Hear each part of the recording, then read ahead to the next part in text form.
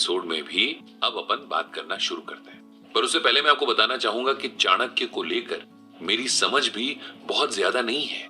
मैं बस उन्हें, उनकी टीचिंग्स को एक्सप्लोर कर रहा हूं और मेरे कॉर्पोरेट करियर में जो भी मैंने फील किया है, ये मेरे साथ हुआ है, उनके जवाब ढूंढ रहा हूं। ऐसे में अगर आपको भी अपनी पर्सनल या प्रोफेशनल लाइफ से जुड़े हुए सवालों के जवाब चाणक्य से मिल जाएं तो क्या बुरा होगा, बल्कि भला ही होगा।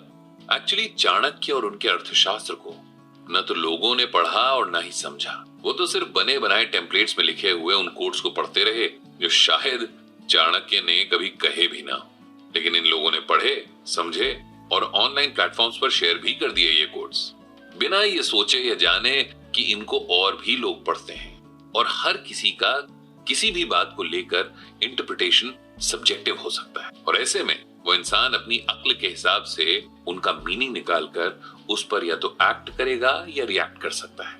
अच्छा, मेरा एक दोस्त है, उसका बेटा एक नया टीम लीड बना है और वो बड़ी शिद्दत से चाहता है कि वो अपने प्रीवियस बॉस से बेहतर बॉस बने। तो मेरे दोस्त ने उस लड़के को मेरी तरफ मोड़ दिया।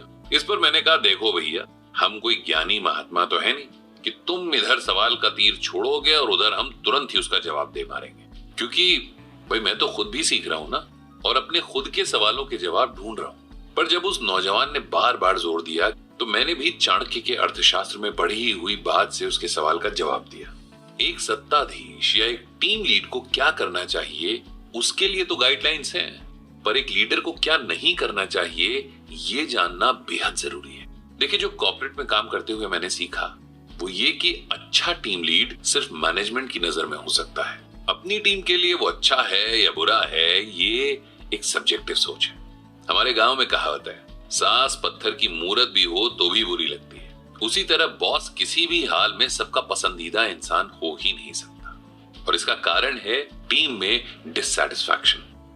आप कुछ भी कर ले, टीम में इस फीलिंग को आने से नहीं रोक पाएंगे, क्योंकि सैटिस्फैक्शन भी सब्जेक्टिव है, तो इसे तो भूल ही जाते हैं। लेकिन एक अच्छे लीडर के बारे में चाणक्य ने जो कहा है, पहले उस पर ध्यान देते हैं, क्योंकि हमारा मुद्दा है चाणक्य जैसे ग्रेट थिंकर, फिलोसोफर, पॉलिटिशियन की टीचिंग्स में से अपनी लाइफ के सवालों के जवाब ढूंढना। खुद चाणक्य ने अपने ग्रंथ अर्थशास्त्र में 21 बातें ऐसी बताई हैं जो एक लीडर को नहीं करनी चाहिए, जिसमें से हम सबसे इंपॉर्टेंट बात को सबसे पहले चुन रहे हैं। चाणक्य ने टीम में फैले डिससैटिस्फैक्शन का मेन रीजन माना है जूनियर्स का खुश ना रहना। जूनियर्स किसी भी वजह से डिससैटिस्फाइड हो सकते हैं, लेकिन एक लीडर का काम है कि उन्हें खुशनुमा माहौल दिया जाए ताकि उनकी प्रोडक्टिविटी पर फर्क ना पड़े। इस डिससैटिस्फैक्शन को दूर करने के लिए जो काम एक लीडर को सबसे पहले करना चाहिए वो है कि पक्षपात या फेवरेटिज्म ना करे।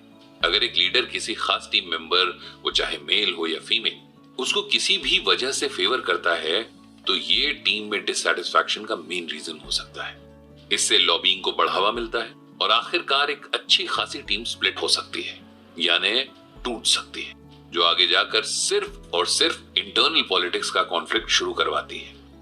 इससे टीम में एक अनईजी सा माहौल बन जाता है और एट द एंड प्रोडक्टिविटी पर भी अनइमेजिनेबल इंपैक्ट होता है। ऐसे में अगर कोई एक टीम मेंबर अपनी परफॉर्मेंस की वजह से लीडर का फेवरेट हो भी, तो भी लीडर को उसकी ज्यादा तारीफ नहीं करनी चाहिए, बल्कि उसे मेंटोर करने में वक्त देना चाहिए ताकि वो आगे जाकर एक अच्छा लीडर प्रॉस्पेक्ट बन सके। उसके साथ ही लीडर को अपनी टीम में एक हेल्दी कंपटीशन शुरू करना चाहिए, जहां हर कोई एक दूसरे को पछाड़ना तो चाहे, but not with the help of unethical means. कभी अगर किसी को फेवर करना ही पड़ जाए तो लीडर को हमेशा राइट और रॉन्ग के बारे में सोचना चाहिए। यहाँ राइट और रॉन्ग का सिलेक्शन इतना इंपॉर्टेंट इसलिए है क्योंकि इससे टीम की हेल्थ इंपैक्ट होती है। और हाँ, हमेशा याद रखें कि आपकी राइट चॉइस अधिक अच्छे के पक्ष में होनी चाहिए, जिससे टीम के बीच में हार्मनी बनी रहे। अगर टीम में कहीं डिस्प्यूट हो तो उसके लिए कॉन्फ्लिक्ट मैनेजमेंट की हेल्प लेना सबसे ज्यादा इंपॉर्टेंट है। जिन दो पार्टीज में कॉन्फ्लिक्ट अराइज हुआ है उन दोनों से ही सेपरेट और कंबाइंड डिस्कशन दोनों ही जरूरी है। पहले सेपरेट और फिर कंबाइंड डिस्कशन में दोनों ही पार्टीज के पर्सनल और प्रोफेशनल ग्रजेस निकलकर सामने आते हैं और कुछ केसेस में थोड़े इमोशंस भी निकल के आते हैं। इसीलिए पहले सेपरेट डिस्कशन और फिर कंबाइंड डिस्कशन होना चाहिए, क्योंकि इमोशन पहले निकल जाए तो कंबाइंड डिस्कशन में सिर्फ लॉजिक पर बात होती है। दोनों ही पार्टीज को उनकी टीम में उनकी अहमियत समझाएं और फिर उन दोनों की इंपॉर्टेंस एक दूसरे की प्रोफेशनल ग्रोथ के पर्सपेक्टिव से समझाएं। उन्हें याद दिलाएं अगर कोई अच्छे मोमेंट्स या अचीवमेंट्स उन्होंने साथ में किए हों, और अगर ऐसा पास में नहीं हुआ तो उन्हें फ्यूचर में इस तरह साथ आकर एक दूसरे के प्रोफेशनल ग्रोथ में कैटलिस्ट बनने के लिए इंस्पायर करें और एंड में उन्हें एक बेहतर इंसान बनने और एक दूसरे से बेहतर इंसान खोजने की एक्सरसाइज करवाएं। ऐसी एक्सरसाइज आपको एचआर टीम या लर्निंग एंड डेवलपमेंट टीम को साथ में रख के करवानी चाहिए, बल्कि ऐसी एक्सरसाइज तो पूरी टीम के साथ होनी चाहिए, ताकि अगर आगे से कहीं पर भी कोई कॉन्फ्लिक्ट अराइज हो तो वो आपस में ही मैच्योरली हैंडल करके वहीं का वहीं निपटा दिया जाए और आपके प्रोडक्टिव टाइम से वक्त की डिमांड ना की जाए। अभी आपको लग रहा होगा कि ये सब तो भाई मॉडर्न मैनेजमेंट में भी पढ़ाया जाता है ना? लेकिन आज के मॉडर्न मैनेजमेंट का मेजर चंक हमारे ही एंशिएंट टीचर्स जैसे विष्णुगुप्त चाणक्य ने सैकड़ों सालों पहले ही निकाल दिया था।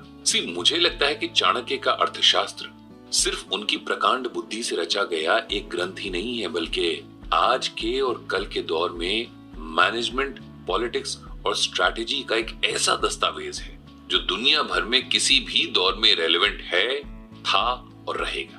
तभी शायद मुझे भी अपने सवालों के जवाब चाणक्य की टीचिंग से मिलते हैं और हो सकता है आपको भी मिल जाए। इसीलिए चाणक्य जरूर पढ़ें, समझें और अब्सॉर्ब करें। बाकी मेरे साथ तो इस पॉडकास्ट को आप सुन ही रहे हैं। फिर मिलेंगे।